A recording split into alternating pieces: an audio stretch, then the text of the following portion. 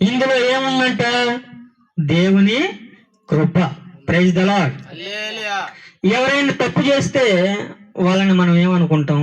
వాడు చనిపోవాలి అనుకుంటాం, చనిపోవాలనే కోరుకుంటాం కదా. అయితే వాళ్ళు శిక్షించబడాలని కోరుకుంటాం.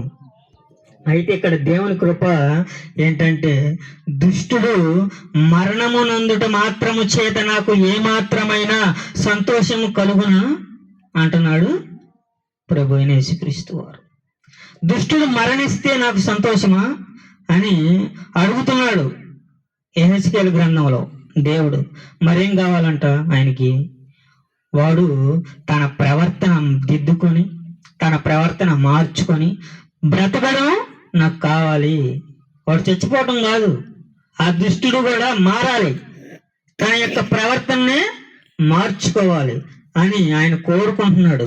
ఇలా దుష్టుని చంపుకుంటా పోతే భూమి మీద ఎవరు కూడా ఉండరు. ఎవడైనా ఉంటాడా? ఉండడు. ఆయన తప్ప ఇంకెవరు మిగలరు.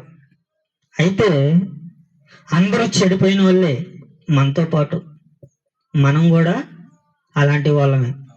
అందరం కూడా పాపాత్ములమే. కాబట్టి దుష్టుడు మరణము నొందుట చేత నాకు ఏమాత్రము కూడా సంతోషము లేదు.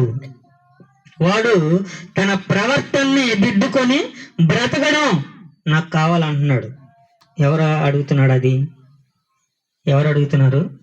దేవుడు అడుగుతున్నాడు. అయితే మరి ప్రవర్తన దిద్దుకోవాలి అంటే ఏం జరగాలి? అక్కడ ఏం జరగాలంటే వాడికి కృప ఇవ్వబడాలి. కృప ఇవ్వబడకపోతే అప్పుడే చంపేస్తే దిద్దుకునే అవకాశం లేదు. ఇంకా అవకాశం ఇవ్వబడాలి. అప్పుడు వాడికి ఏమవుతుందంటే వాడు దిద్దుకొని మార్చుకొని బ్రతకడానికి అవకాశం ఉంది.